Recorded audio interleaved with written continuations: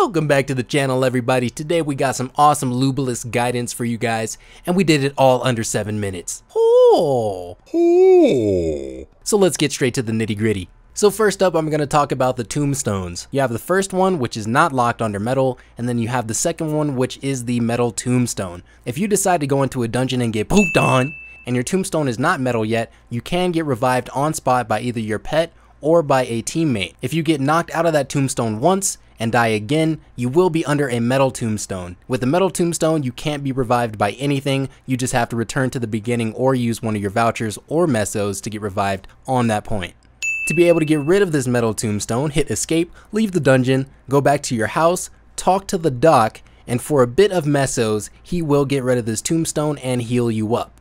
And that's what we like. To snag that juicy 7-minute lube, I'd recommend you have 1 melee, 2 range damage, and 1 priest. I think this is the best composition when you're going for those 7-minute runs. You could also even swap out your priest for another range DPS. If you're just looking to clear the dungeon, I'd say don't worry too much about the party composition. You'll be fine as long as you have 1 range DPS. The most important roles in this dungeon are going to be the range DPS. The range DPS is the most important because they're the ones who are going to be fighting the adds or the extra mobs that are going to be debuffing you while you're fighting Varrekant. It's most important to get rid of the adds as quick as possible because the quicker that you get rid of them, the less that they're debuffing your attack and the quicker you'll be able to get through the phases. For the first phase setup, I would recommend you have your melee in the middle, 1 range DPS on the left side, and the other 2 on the right side to take care of the ones that spawn on top of the blocks. It shouldn't take longer than around 5 seconds to be able to take care of the mobs on the left and the right side as long as you have the DPS. Once the mobs are killed, stack up in the middle and do damage to the boss. The first attack here is his electric charge, is what I like to call it. He's going to charge his sword for a bit in a certain direction and then charge in that direction, so dodge out of the way.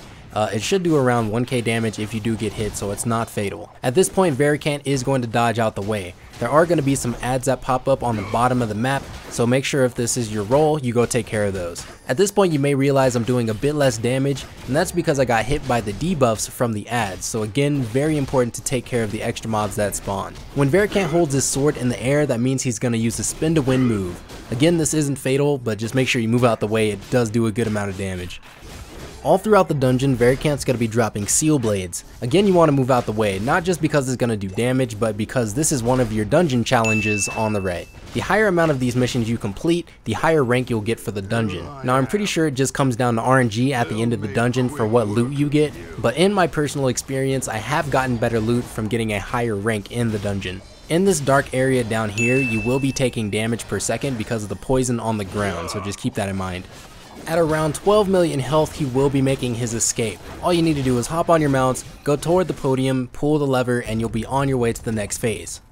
Alright, so for this next part, I would recommend you keep your melee in the middle or someone that knows exactly how to lure Varrekant to get rid of his shield. I'll tell you about that in a second. On the left side, you want to have your range DPS and your priest, and then on the right side is where you want to have your range DPS or any sort of DPS with a high amount of attack. These echoes are what gives Varrekant his shield in the middle, and you need to kill these echoes to be able to get rid of Varrekant's shield to be able to get rid of the debuffs that's making your attacks do less damage. Ideally, you'll be able to lure Varrekant to the left or the right side, depending on which echo is charging up.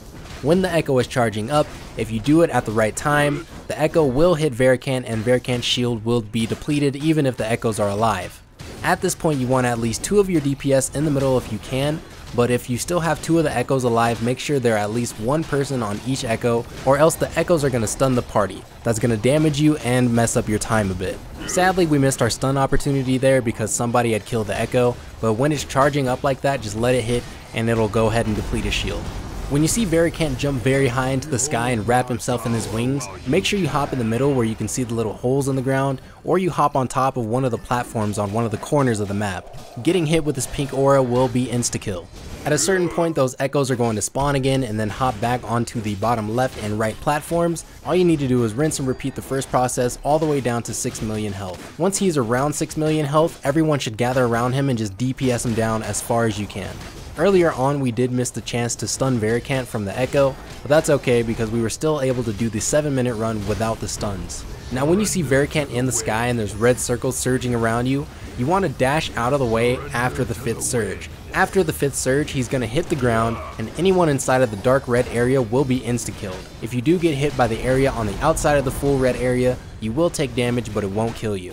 After piling up in the middle, once he reached 6 million health, we were able to get him down to about 5 million. And right after he went up to the podium, you can have both your ranged DPS go on the top left and top right platforms and auto attack him by jumping. It does a good amount of damage in between.